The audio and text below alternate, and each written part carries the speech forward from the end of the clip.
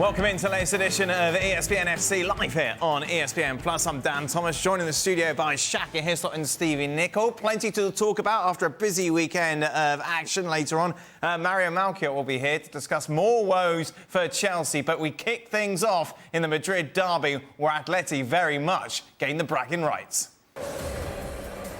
3-1 then the scoreline, and thoroughly reflected a good evening for Atleti. Grand Atleti, says Marca. Sport, meanwhile, Catalan newspaper saying steamrolled, of course. And then 24 hours earlier, Barca with a win means that they are leaders. Atleti used their head, the front page of AS. All three goals being scored with headers. And Mundo Deportivo keeps it simple. Barca are leaders. Speaking of keeping it simple, we bring in Stewart Robson is with us. We're also joined by Alex Kirkland in Spain. Alex, let's start with you. Who's getting the blame for this Real Madrid defeat?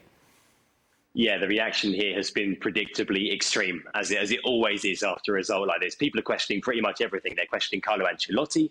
They're questioning his team selection. They're questioning his tactics. They're questioning the building of this Real Madrid squad and how it's been put together as well. And of course, going into this game, everything looked pretty rosy for Madrid. They'd won every game ahead of this one, but there were some signs there, I think, that were potentially worrying. Yes, they'd won every game before this, but those games had been tight. They hadn't been winning games comfortably.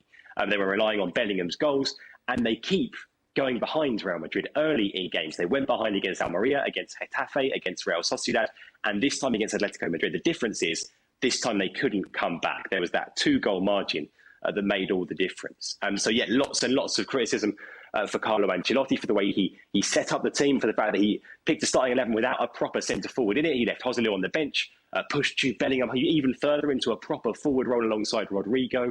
And you look at this team, it was the defence that was the big issue. I've mentioned the forward line there, but the defending was just atrocious. Carlo Ancelotti described the 3 Atletico goals as photocopies because they were all pretty much identical. They were 3 crosses from the left-hand side, 3 headers, and defence was poor. And of course, behind that defence now, you haven't got Thibaut Courtois working miracles. You've got Kepa, who's a fine goalkeeper, but he's not Thibaut Courtois. So pretty much every aspect of this team and this performance and this result is being questioned right now. That's how it is here after a defeat in a high-profile game like this. Of course, it's not the end of the world. It's very early days, and like I say, Madrid have been doing pretty well so far. But it's raised some important questions for sure. Yeah, certainly. This is the manner of the defeat, isn't it? And Carlo Ancelotti, a man of few words, generally, did he defend his tactics at all in the press conference afterwards? No, he said it's my fault. He said it's my responsibility. He said, "Well, look, I got it wrong. Look at what happened out there on the pitch," and he couldn't really reach any other conclusion. He kept saying, "I didn't change my system. It's the same formation as before. The only difference was, like I say, where he's been playing Bellingham as a number 10 at sort of the tip of a midfield 4. He put Bellingham even further forwards, and he played Luka Modric as that number 10. But it didn't work. It didn't work. And looking at the squad more broadly, I mean, talk about Ancelotti's decision-making. I think one image that was quite kind of emblematic of where Madrid are was, I think it was 70 minutes, 3-1 down, and Ancelotti prepares a triple substitution. You think, OK, here we go. Is the comeback on?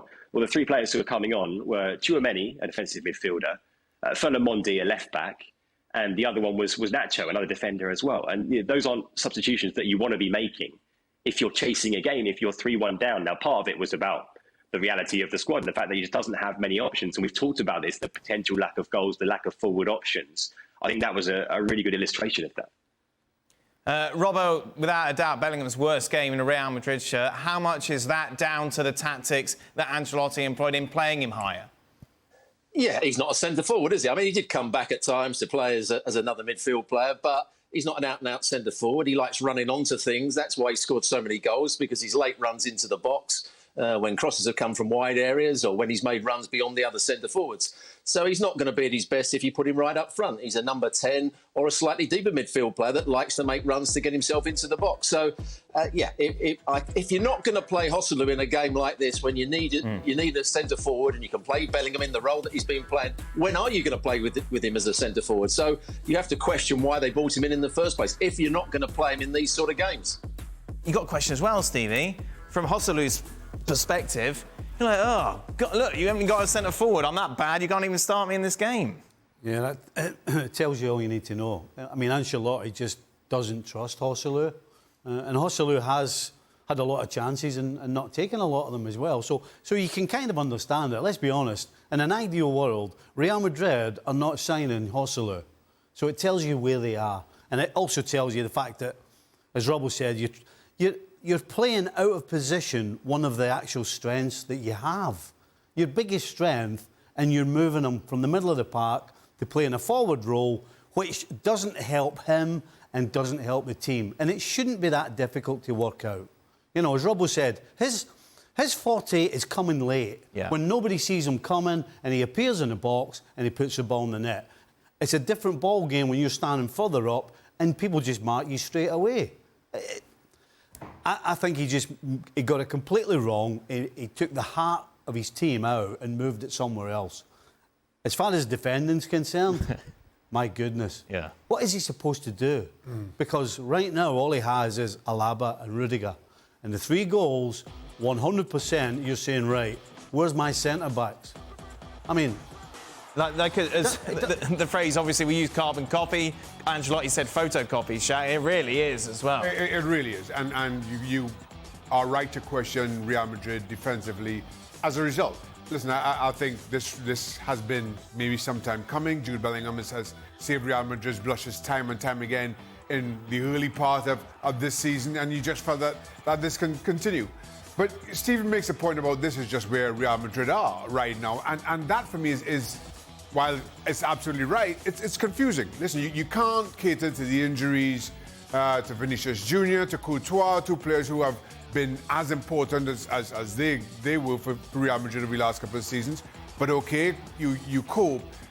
The thing for me is, and you mentioned Hislop as the striker, and Ancelotti clearly doesn't trust him. Karim Benzema announced that he was going to Al Ittihad in the first week of June.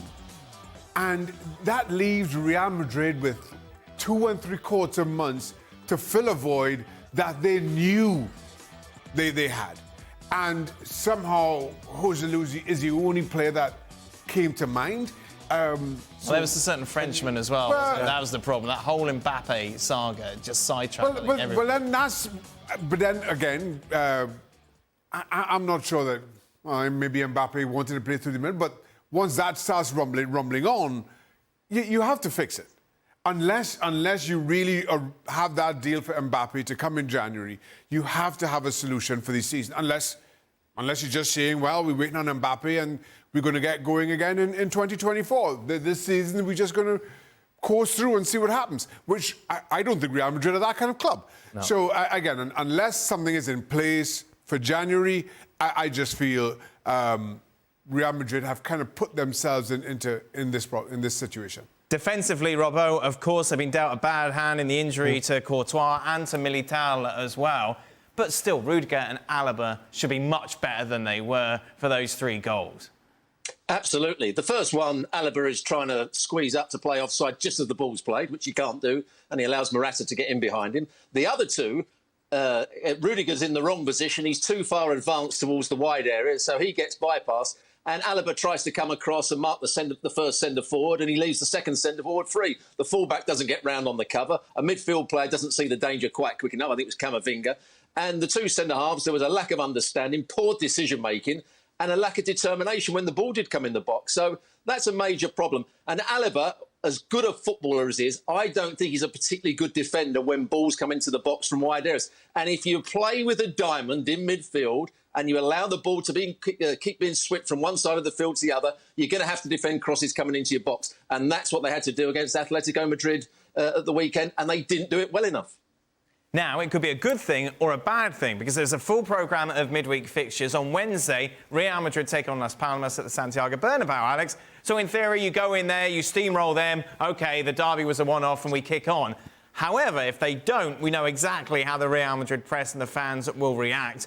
The one thing, the one shining light could be the return of Vinicius Jr. Where are we on that? Yeah, it's a strange one because Vinicius Jr., when he was injured, I think it was August 28th, we expected him to be out for 6 weeks, 8 games. And then all of a sudden, going into the Madrid derby, Ancelotti says he's fit, he's available, and that was way ahead of schedule. We were expecting him to miss the derby, to miss the Las Palmas game, to miss the Girona game of the weekend, and maybe come back after that. So he was announced as being fit. He was in the squad. Then all of a sudden, on the day of the match on Sunday, he drops out of the drops out of the squad. And I should say, by the way, that people close to Vinicius were surprised when Ancelotti put him in the squad in the first place. They didn't expect him to be back until next week. They thought that Las Palmas was a more likely return date for him. So he's close. He's close and he'll be back. Let's see if it's in a condition to start or to be on the bench. And that's great news because then they can go back to Vinicius and Rodrigo as the front two. They can drop Bellingham back into midfield. So it's part of a solution. And I think you're right. I think after a result like that, I think you prefer to have the chance to put it right as soon as possible, just a few days later at home against a team like Las Palmas who are struggling, albeit a good team, a team who've played some good football. And I think that if you look at the stats, the underlying numbers, they haven't got the results that their play has deserved so far this season. But even so, it's not a bad opponent to have at home in midweek to recover from a result like that.